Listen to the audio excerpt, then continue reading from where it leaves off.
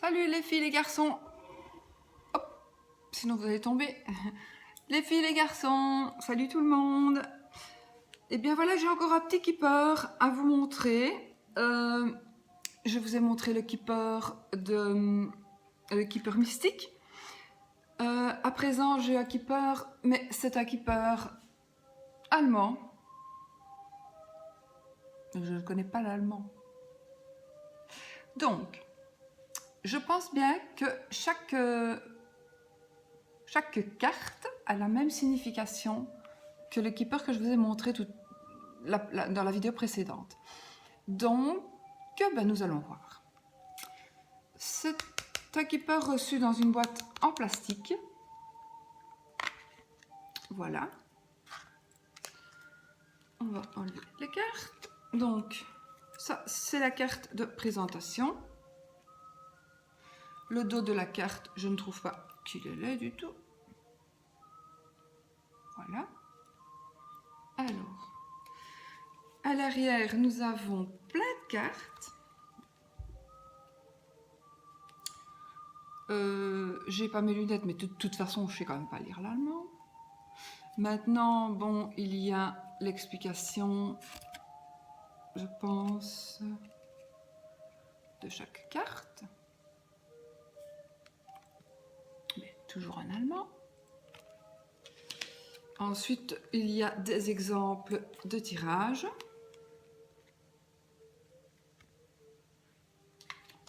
Vous voyez ?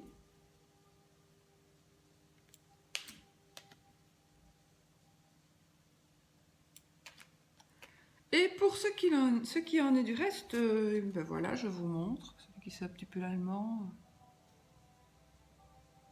Si vous savez lire, je sais pas. En fait, de toute façon, voilà. Très intéressant ce que je viens de vous raconter. Et ben oui, c'est comme ça. Hop, un petit peu d'encens. Alors, je vais vous montrer les cartes.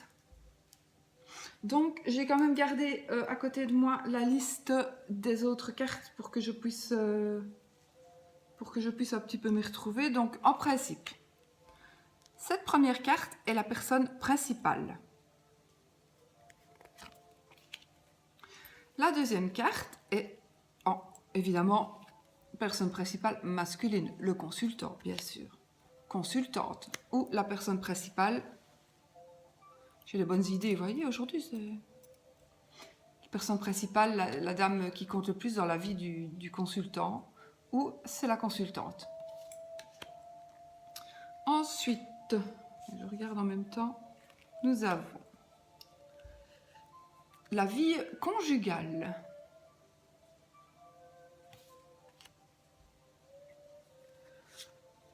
Rencontre. J'ai gardé le jeu à côté exprès parce que, vous voyez, pour comparer, c'est pour comparer les mots en fait. Les dessins ne sont pas les mêmes, mais normalement la signification des cartes est la même. Enfin, je pense bien. Ensuite, nous avons le gentleman.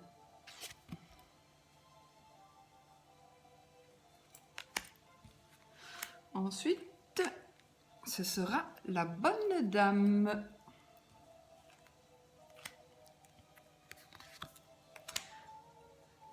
Une lettre agréable.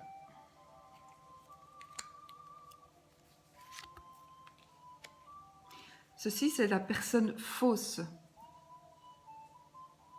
Vous voyez la différence avec le jeu, la différence de dessin, je veux dire, et même de couleur en fait. Ensuite, nous aurons un changement. J'espère que vous voyez bien.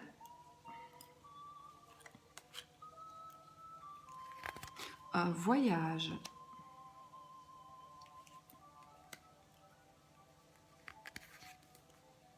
Un gain d'argent exceptionnel.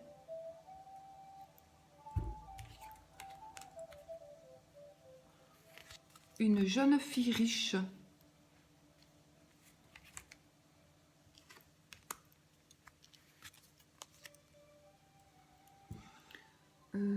Un bonhomme riche.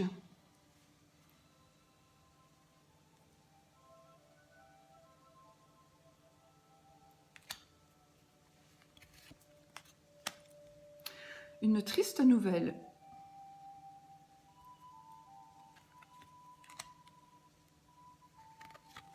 Succès en amour.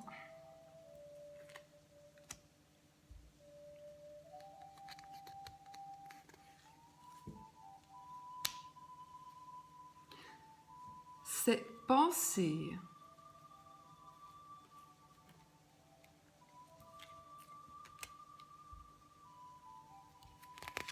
Recevoir un cadeau.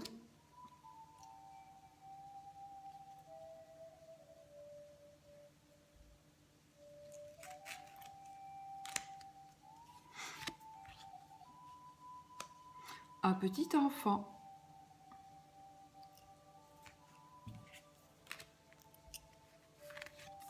Le décès.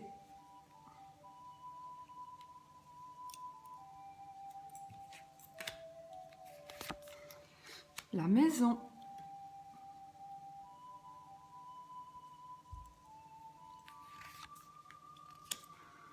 Le salon.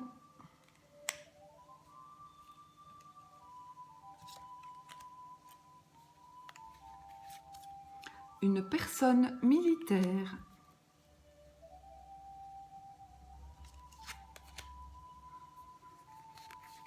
Le tribunal.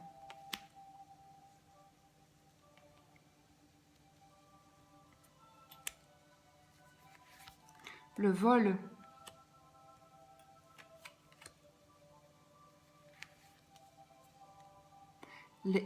Les grands honneurs.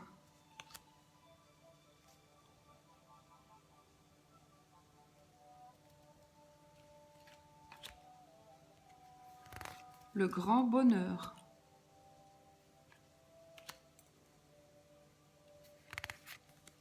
L'argent inespéré.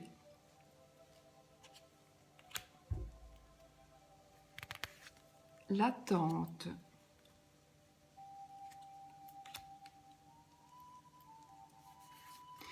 La prison.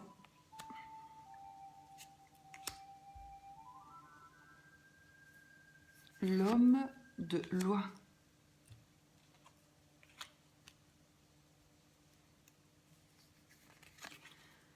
Maladie courte.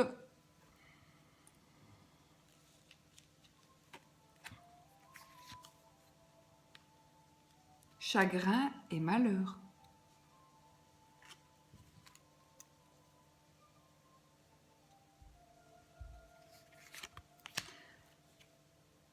Pensée sombre.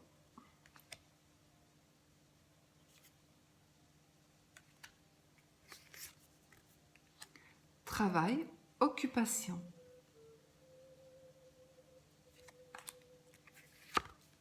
Une longue route.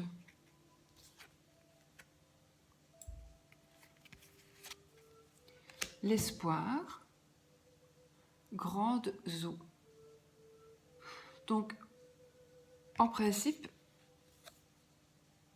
ce sont vraiment les mêmes significations. Il n'y a juste que les dessins qui ne sont pas semblables, pratiquement. Il y en a beaucoup, il y en a qui se ressemblent, il y en a qui ne se ressemblent pas, mais apparemment, ben voilà, les noms sont les mêmes, les numérotations sont les mêmes, et voilà. Moi, je retrouve beaucoup de l'encre, par exemple, de Mademoiselle Lenormand, le chemin, mais le chemin, bon, il n'y a pas de choix à faire. Il y a la faux, voilà, il y a la lettre, il y a la maladie, il y a la mauvaise personne, pour moi, qui est comme le serpent. Voilà. C'est-à-dire que le keeper, il est représenté principalement par des personnages. Donc, peut-être que vous aurez plus facile d'interpréter ce jeu divinatoire grâce aux personnages qu'il y a sur les cartes, plutôt qu'au dessin. Il y a peut-être, voilà. Je pense que c'est vraiment une question d'habitude. C'est vraiment, à partir du moment où on commence avec un jeu, moi j'ai commencé avec le Lenormand, je n'arrive pas vraiment... j'arrive pas à... Si, j'arrive à faire d'autres jeux et des interprétations, mais mon jeu le plus sûr, vraiment, et celui avec lequel je vais le plus vite, et celui avec lequel... c'est le Lenormand. Il n'y a rien à faire. Et pas n'importe lequel, j'en ai plusieurs. Donc moi, ce que j'aime bien, c'est mes anciens jeux. Donc vraiment ceux avec lesquels ceux qui ont mon énergie, en fait. C'est vraiment ça. C'est ceux qui ont mon énergie. Ceux que vraiment, les yeux fermés, on ouvre les yeux, on voit un gros tableau, on ferme les yeux, on a tout compris. Voilà. Et ça, c'est... Mais ça, c'est la magie aussi de le faire souvent, de le faire...